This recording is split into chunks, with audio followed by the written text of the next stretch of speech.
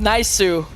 What can you say? First time picked the Akai for the side of Team Spirit. Seems like Coach Bren has something in the bag. Yeah, and it's right now, maybe it's a lot of the Hello Panda we've been doing all day, but hey, I love to see it, bringing it to this matchup. It's going to be crucial for them. So right now, as we can see, RRQ Hoshi. The performance of this team yesterday was really phenomenal. Again, Edok, unstoppable, unbelievable show plays. And this time, he's rocking the same hero at the roamer. But we can see right now, Team Spirit, they're not backing down. They want to get control of the mid, and they can do so because they have high pokes, the Hylos and the Aurora. I think with that too, the fact that you have, you know, RRQ with a very, they can pick off pretty well. They can get tempo set up pretty well, and this is all what we've seen so far up to this point from them. You know, the whole Kings of the Brawl server, can they keep the tempo going? Can they set the momentum right away? That's what they go for. Even with a little early action, just for the Lith Wanderer own, you know, keeping things in check. But I think it's up to Team Spirit to be able to go ahead and match that. And so far, they've done a pretty good job. I mean, just the preview we got yesterday. Yeah, and I think for RRQ Hoshi, they really have to even things out. But look at the Sunset Lover already with the pokes. Wow, there's already a lot of damage coming out from Edok. He's actually going to not be able to pick up the kill. But here comes the rest. Sawa will fall. First blood in the hands of RRQ Hoshi. And this is what we want from RRQ Hoshi, an early start, early aggression. They have to utilize the fact that they have Sutsujin with the Suyo in terms of taking neutral objectives. Again, paired up with the Sever is going to be easy, but looking at the emblems, anything unusual you see right now? Nothing too crazy. Again, you know, this I'm waiting to see, especially for Sunset Lover, to be able to pop off on this Jushin pick that, you know, you would naturally think it's picked up, it's prioritized a lot of times, but also how this works with the fact that you also have a hero in the Akai that we don't see too often, but it is tend to be an answer. They're going to initiate a fight again. They get the flicker out though from Edok, so that's fine and good for Team Spirit. They're going to be able to start up this turtle. RRQ Hoshi will get in position. They're waiting to get that orange buff locked in. Might be able to buy enough time. Dyron holding up the front. There's the lockdown with the Frigid Glacier, and Kid Bomba jumps on in with a heavy spin just to zone out Sutsujin as the turtle is secured. And now Dyron's going to back off as well. Good play for the objective from Team Spirit. So far, so good. Coach Bren was actually saying that in terms of best of one, drafts, preparing for drafts will only get you so far, but it looks like they prepared very well. Kid Bomba again with the Akai pick, last pick, clearly knows his job, which is to soak up the damage, try to zone out Sutsujin as much as possible, because you know you can't go head-to-head with the Suyo early on when it comes to neutral objectives, especially since the Sever and Retribution combination is there. But Hiko, on the other hand, looking at the emblem set, he does go with the Impure ratio. We can expect a lot of sustain coming in from this Granger. So he can go head-to-head with Skylar in terms of the laning phase, even if it's a 1-1. What do you think about that matchup? I know we haven't seen the Granger too much. You know, it popped up a couple times yesterday. But hold on. I don't think they can actually commit to this. Going back to it, what do you think of the matchup against the 1-1, at least for this Granger? I think so far with the emblem set of Hiko, I think it's going to be easy for him, especially if the continuous rotation of the mid duo will go towards that gold lane. Yeah. Skylar is really going to have a hard time, really needs to maximize his veterancy, his experience up against a rookie Hiko. And so far, you'd expect Skylar to really lead or to really dominate the gold lane despite whatever heroes has been used because of Skylar's experience. But so far, Team Spirit, it seems like they're not backing down. They have the guidance of the 3 veterans in the form of Sunset Lover, Kid Bomba, and Sabu as well, who is in fact, as mentioned by Renmar, the second highest in total assists in M Series history. Imagine that.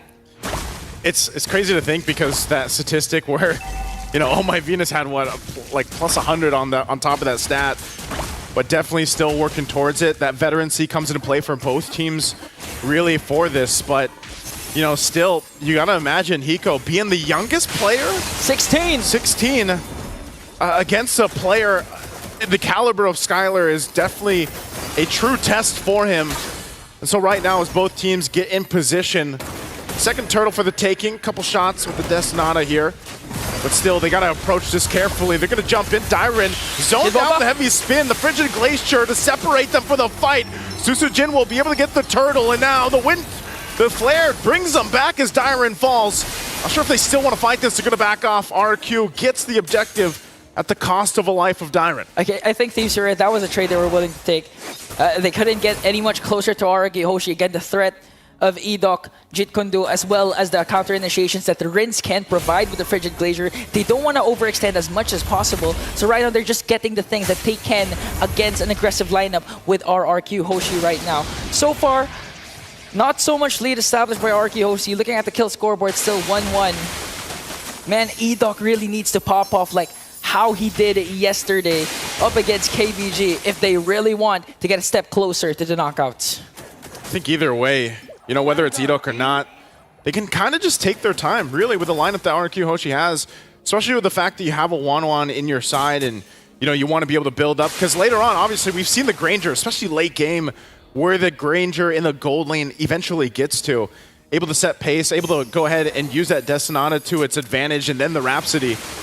But I'm also wondering, you know, because you have to play against this Beacon and you have Sunset Lover on the Jushin pick here, RRQ HOSHI has to kind of choose those fights at the right angle. Yeah, they can rely on a Frigid Glacier and they can rely on a kick to help them out, but there's a lot they have to do in consideration with this.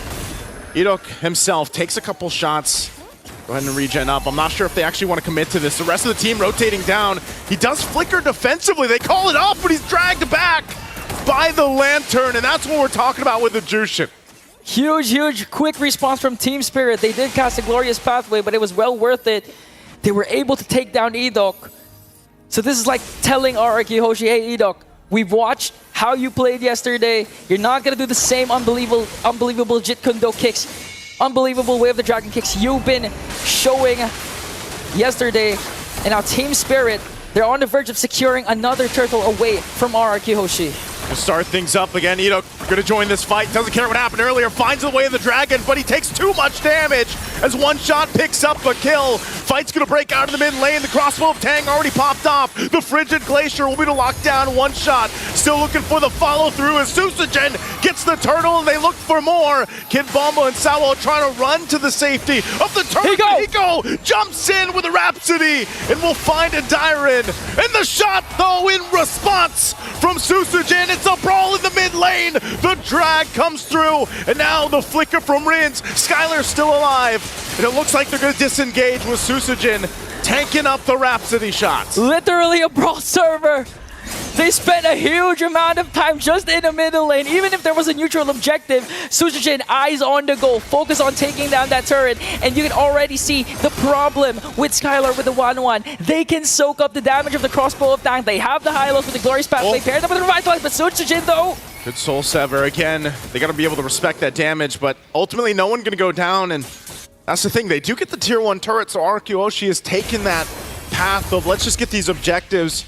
Yeah, they'll go ahead and fight out. They'll brawl it out wherever they want, but they'll also just focus on what's important. They got to be able to lock those down before that Lord comes up in less than a minute. Yeah, for Team Spirit, they really have to utilize the early capabilities of their lineup. We've seen so far that the crossbow of Tang, even if it connected to Kid Bomba or to Sawo, the damage is almost non-existent. So at this point, Team Spirit needs to be proactive, needs to dictate the pace, needs to stop RRQ HOSHI from getting the space that they need for Skylar to hyper carry in the end.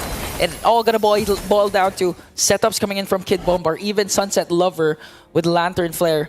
So far, Naisu, what can you expect RRQ HOSHI to extend this lead? To extend the lead, they can continue to go forward. Dyron going to get locked down under this turret. Does flicker out, able to survive split too. Look at all the members up here, all for Dyron. And now he's going to wait for the rest of the team as they were focused down in the mid. They drop down the Glorious Pathway. Edok defensively gets out. Look at that push there too. There's the kick. Way the Dragon on the mark.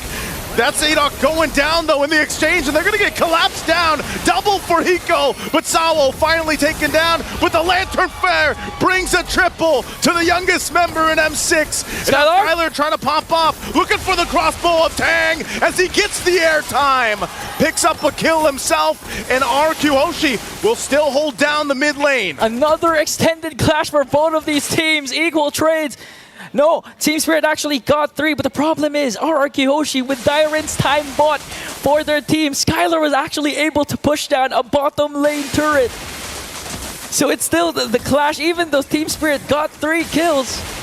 RRQ HOSHI got the better of that trade. And now, in fact, they can actually start things off with the Lord. Again, Edok goes in. Takes too much damage as Hiko picks up a kill. Destinata finding the mark on Rins. Rhapsody to follow, pops the passive. Sutsujin will be able to secure the Lord, though. And Kid Bomba on the run. Sunset Lover trying to chase down Sutsujin. And Hiko is just popping off at this point as he picks up another. Action is just non-stop. Both teams looking for trades. But again, RRQ Hoshi, for the price of Edok, for the price of Sutsujin, they get the first Lord. They have a lot to work with right now. Even with a 500 gold lead, Sunset, look at Skylar right now! Talk about the confidence there, the veterancy showing. Skylar saw a kill, he goes and grabs it. The Lord is going to be worked on, but again, their focus is these turrets. They take the tier 1 out, now the tier 2 on the top side. RRQ Hoshi will play into that first Lord take. Wow, just going back at what Skylar said before, that he wanted to guide 4 new members of RRQ Hoshi, first time M Series. He wants them to guide the victory, and clearly so far, he's doing that. They're on the driver's seat, 1.9k, although there are extended clashes that sometimes go in the favor of Team Spirit, but most of the time go in the favor of RRQ Hoshi. You can clearly see the veterancy of Skylar, the shot calls that this team is doing. 1.8k gold lead. Already no outer turrets in the bottom lane and the top lane. And if you're Team Spirit at this point, what can you do to stop the dominance that Skylar has been showing? Well, they can utilize Hiko here as we get a little preview of the stacks he's got. And this is one of the things that can play a part in Team Spirit obviously staying in the game. It's nothing too crazy, you know, it's just a 2,000 gold deficit that Team Spirit has to work against.